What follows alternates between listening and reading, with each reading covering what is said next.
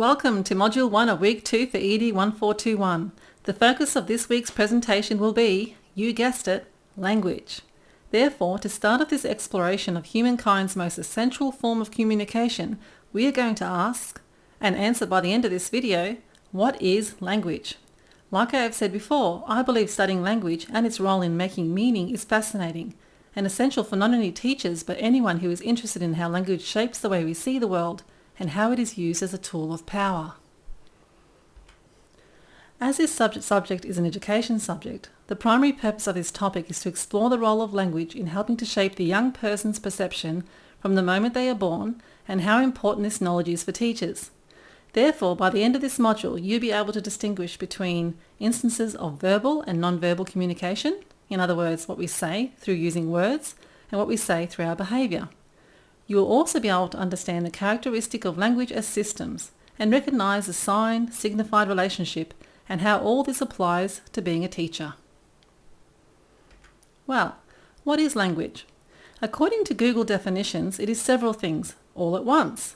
It is a method of human communication, either spoken or written, consisting of words in a structured and conventional way. It is also a non-verbal method of expression or communication, or the style of a piece of writing or speech. Lastly, it is the phraseology and vocabulary of a particular profession, domain or group. As you can see, language is an all-inclusive term that encapsulates a lot of different dimensions in human life. It is not just what we say, but a multitude of other things as well. Now, to deconstruct language, we need to break it down into its core components. You have probably heard of the words signs and symbols and thought of parking signs and common everyday symbols like logos. However, when deconstructing language, linguists use the word sign to refer to letters, whole words, symbols, and the sounds of language. For example, each letter of the alphabet is a sign that makes words when we put them together, which changes their meaning. If this is not clear yet, don't worry, as it's not meant to be. Thinking this way can initially seem very abstract, but over time it will become more obvious and seem more natural.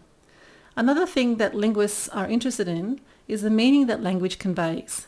In other words, what is signified by the signs, i.e. the letters or words, to make a particular meaning.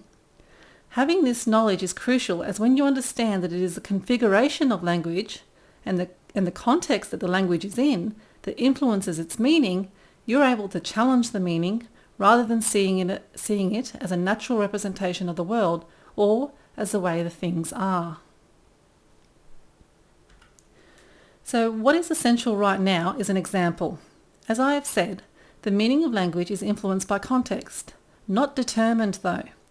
For example, the word bar, B-A-R, can either mean a hotel bar, such as where you purchase drinks, a metal bar, such as what you'd use to lift weights, or even a resistance to entry, such as a security guard preventing your access to a hotel, barring you from entry. What each of these contexts have done is change the meaning of the word bar, even though it is spelt the same. Another thing that affects the meaning of a word is whether it is a noun, a verb, or an adjective. These all affect its meaning, but what is most influential is context.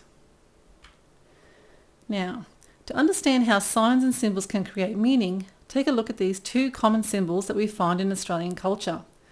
What do they mean to you? And, more importantly, why are you able to make that meaning? As you have probably figured, you need to be familiar with the context that the signs are used in to be able to interpret them. How do we know this? Well, we can ask the question, are these signs universal? Meaning, would someone born in Greenland, for example, be familiar with Colonel Sanders? Or would they more likely be familiar with the Red Cross? Most likely they would be familiar with the Red Cross because this symbol has become universal over the last century, where although KFC would probably like it, their symbol has not. Now, with all this talk about language and its component parts, you're probably wondering why so many abstract words and how you're going to remember them all. Don't worry, you will. Well, these abstract words are known as metalanguage. Metalanguage is the language we use to talk about language. Sounds convoluted, doesn't it? The language we use to talk about language in studying language are words like signs, which is right up here, signs, symbols, signify or signified, context, meaning, discourse, convention, and many more. Why use metalanguage? Well, it enables us to deconstruct language and understand how language is constructed by human beings for making meaning. Now, part of being a future effective educator, regardless of the year level that you'll be teaching, it is necessary to understand the reading process, particularly how texts are constructed. Now, the reading process is affected by who creates the text. The author of these texts structure their text to speak to their audience and achieve their goals.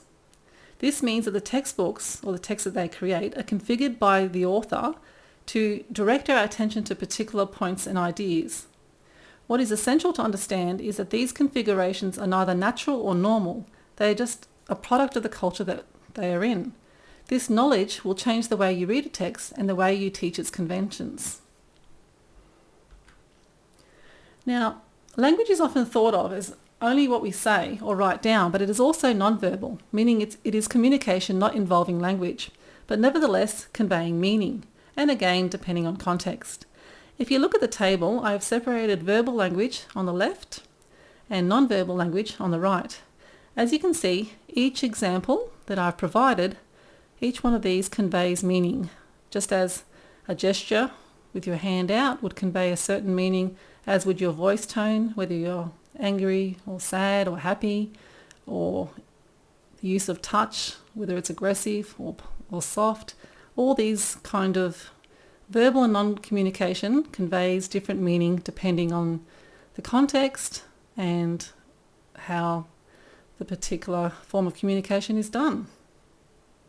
An individual's voice intonation can convey that they're happy or angry, or their posture can signify that they're tired or excited. Now, what's important to remember is that language is a verbal system, a combination of sounds in spoken words that have no intrinsic meaning except the meaning given to it by the speakers of the language. The meaning we give to words is not determined by the context, as each of us will interpret the word according to our understanding of the word, but also our experiences or history. For example, the word cat is used in English-speaking countries to refer to a feline, but there is nothing about the word that specifically links it to a cat, except the meaning we ascribe to the word, and this meaning will be varied based on our experiences with cats and what we know about them. So now it is time for us to go really deep into the world of language and examine it as a system. As outlined, words are organised as a system called language, also known as phonology. The study of phonology finds that language works with a particular set of sounds and combination of sounds. In fact, humans are born with the potential to produce 72 different consonant sounds and 25 different vowel sounds. This means that during our childhood, as we are practicing certain sounds and not others, later learning of different languages is difficult due to our early pronunciation of some sounds and not others. It is not a psychological thing, as it once was thought of, but it is a physical factor, as our mouth, tongue and jaw have been used to speaking in such a way that the new sounds are often difficult to pronounce. This is the reason why, I'll give you a personal example here, my mother, who was not born in Australia, was often very difficult for my friends, who I had grown up in Australian schools with, to understand. Her pronunciation of English was not clear, and it didn't matter how many times she practiced, some sounds just sounded different. What this illustrated to me, and will illustrate to you as well, is that from when we are born, we have learnt to make certain sounds and not others, according to the phonological sound system that we grow up with. This is very important for teachers of any age group, as it illustrates the difficulties in pronunciation that a child may have is a cultural factor, and it's in no way a deficit of the child or the adult. So, going a little bit further into language, what does all this mean? It means that words, whether spoken or written, are signs in that they are symbols of what they refer to. but not necessarily a picture of the thing itself. To explain further, we associate the sequence of sounds with a particular sense of what the word means. For example, the word love is a sign, it's often thought of as a sign for an intense emotion in Australian culture.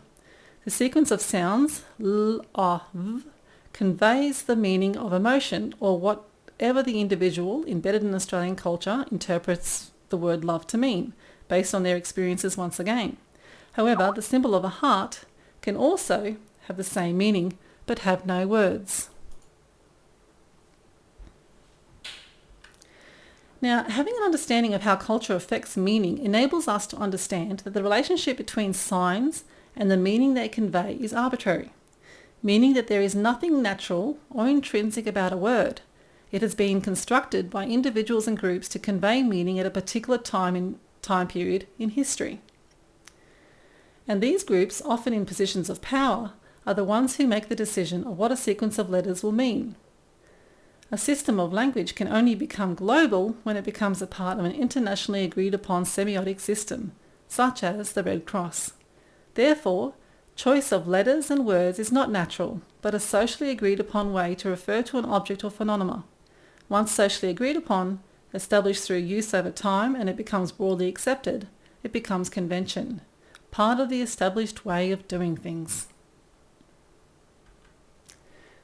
Now that we understand that languages are developed based on context, we know that languages are all equal, that they are our way of expressing meaning and describing the full world of a particular language group. We also know that written language is not superior. It is a form of recording language and is not inherently superior, although it may be valued by one particular group. One of the most important issues that have been concerning linguists and educators, among many other people around the globe, is the loss of language that has been caused by increasing globalization. This loss of language will mean the loss of vital knowledge that particular language group has of the environment and their culture, which I also believe is definitely a concern as globally the amount of languages decrease, and that means a loss of knowledge. Go to New Learning Online for further details about this issue. So now to wrap up, what have we learnt about language? We now understand that the link between a sign and what it means in any language is arbitrary. We also know that language is symbolic, meaning that most signs, i.e. words, have no direct association with what they stand for. We also know that the meaning of language must be established by convention. It is only through accepted, repeated use within a socio-cultural group that the link between sign and meaning can become established, which then becomes a part of a system. Systems are continually changing as new words and ideas come into being. This is a good thing. This means that as time goes on, the meaning of words or the language that we use to describe certain phenomena does change, and that can have very beneficial results and sometimes negative as well. Now to wrap up, if you have any further questions, please post questions about the subject or this module in the frequently asked questions located in LearnJCU, or contact me directly at annalise.mitchell2@jcu.edu.au. Also, see the subject outline, the LibGuide, LearnJCU and the Facebook for further contact details and information about this subject.